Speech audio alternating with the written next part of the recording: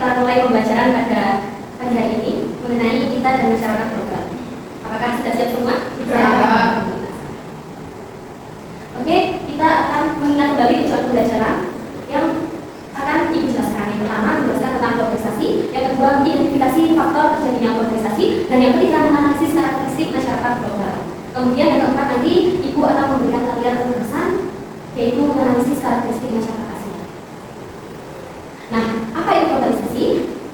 Nah, di sini Ibu akan jelaskan. Globalisasi adalah fenomena yang menunjukkan semakin eratnya hubungan antar negara dalam bidang ekonomi, politik, sosial, dan budaya.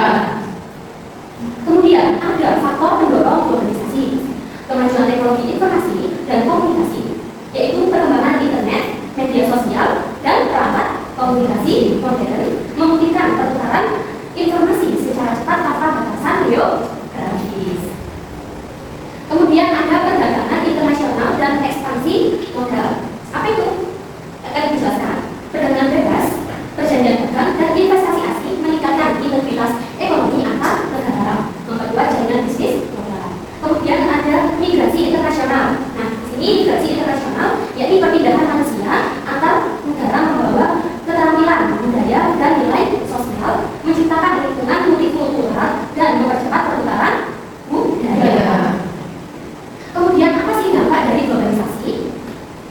Nah, dampak dari globalisasi dalam aspek ekonomi, yakni globalisasi memudahkan perdagangan internasional dan investasi asing, sehingga memperluas pasar dan membuka lapangan kerja. Namun, hal ini menimbulkan ketimpangan ekonomi dan persaingan yang semakin ketat. Dalam aspek sosial dan budaya, globalisasi mendorong pertukaran budaya yang memperkaya, tetapi dapat menyebabkan pergeseran nilai dan tradisi lokal, terutama pada generasi muda. Oleh karena itu, pelestarian kearifan lokal sangat penting. Yang ketiga, aspek politik. Dalam aspek politik ini, interaksi antar negara melalui globalisasi, melalui organisasi internasional semakin intensif. Namun, ketimpangan kekuasaan sering terjadi. Diplomasi dan kebijakan luar negeri yang efektif sangat dibutuhkan untuk menjaga kepentingan nasional. Karakteristik masyarakat global. Yang pertama, ada keterhubungan global, yakni masyarakat global semakin terhubung melalui teknologi digital yang menghilangkan batas geografis dalam komunikasi dan transaksi ekonomi. Yang kedua, ada identitas budaya yang dinamis. Terjadi akulturasi dan asimilasi budaya yang membuat identitas budaya terus berkembang, namun tetap perlu menjaga agar budaya lokal. Kemudian ada perubahan nilai dan norma sosial. Dalam globalisasi ini, pola pikir masyarakat cenderung lebih individualis, terutama di perkotaan, dengan literasi sosial yang punya berlangsung di ruang virtual. Ya. Kemudian ada tantangan pelestarian budaya lokal.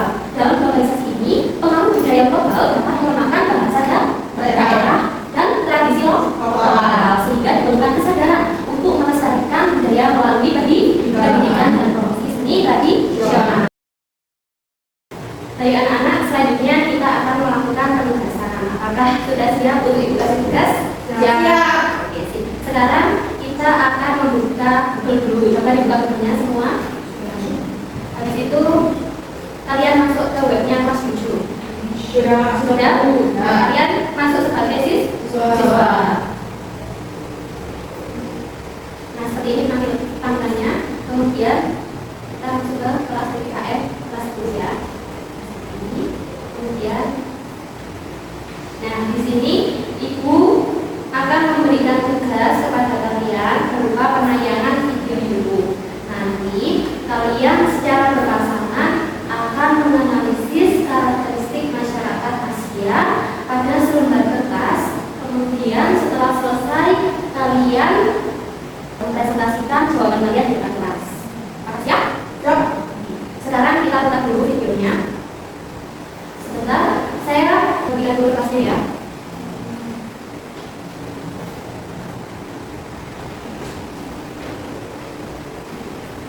Langsung kita buka videonya. Setelah itu kalian bisa langsung mengerjakan. Untuk kelompoknya, Mbak Widya bisa dengan Mbak April, Mbak Sinta bisa dengan teman sampingnya ya Mbak Sinta. Ya, terima kasih. Oke, kita buka dulu videonya. Silakan dikerjakan. Kira-kira butuh 3 menit, 2 menit,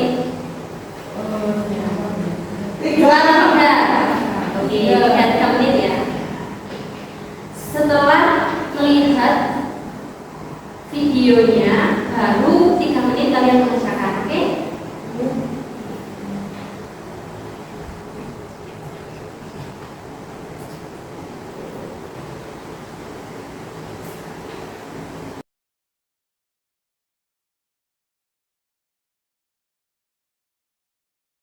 Baik, videonya sudah saya tampilkan, sekarang mulai mengerjakan.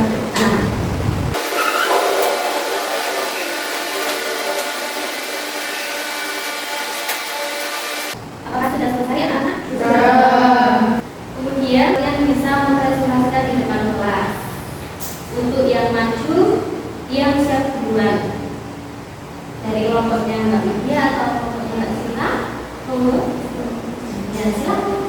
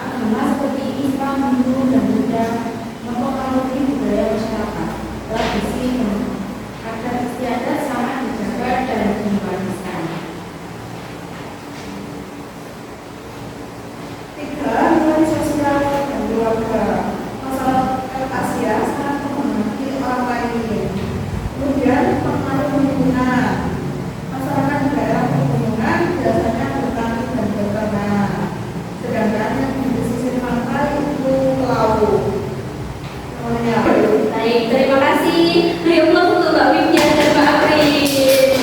Terima kasih Mbak Widya, jawabannya sangat pas sekali. Selanjutnya Mbak Sinta, apakah sudah siap? Ya. Oh iya, silakan. Yang pertama ada keragaman budaya dan etnis. Asia terdiri dari banyak kelompok etnis dengan budaya yang berbeda. Contohnya suku Punjabi di India dan suku Mongol di Asia Timur. Yang kedua, agama dan kepercayaan. Asia adalah tempat lahir agama besar seperti Hindu dan Buddha. Agama sangat mempengaruhi kehidupan sosial masyarakat. Dan yang ketiga, struktur sosial. Keluarga besar saling menghargai dan menjadi pusat kehidupan sosial. Nilai seperti rasa hormat dan kerjasama sangat dijunjung tinggi. Baik, terima kasih Mbak Sinta. Beri aplaus untuk Mbak Sinta. Jawabannya tepat sekali. Untuk melengkapi jawaban anak-anak tersayang, akan saya jelaskan kembali untuk karakteristik masyarakat Asia. Yang pertama ada keberagaman ras dan etnik. Asia memiliki keberagaman ras dan etnik yang kompleks seperti ras Mongoloid, Kaukasoid, dan Negroid, serta berbagai kelompok etnik utama seperti Cina, Jepang, Melayu, dan Dravida. Kemudian ciri-ciri ras Mongoloid yaitu kulit kuning, rambut lurus, mata sipit, tersebar di wilayah Asia Timur dan Asia Tenggara. Ciri-ciri ras Kaukasoid, kulit putih, tersebar di Asia Selatan dan Asia Barat, termasuk kelompok Arya. Ciri-ciri ras Negroid yaitu jumlah lebih sedikit terutama di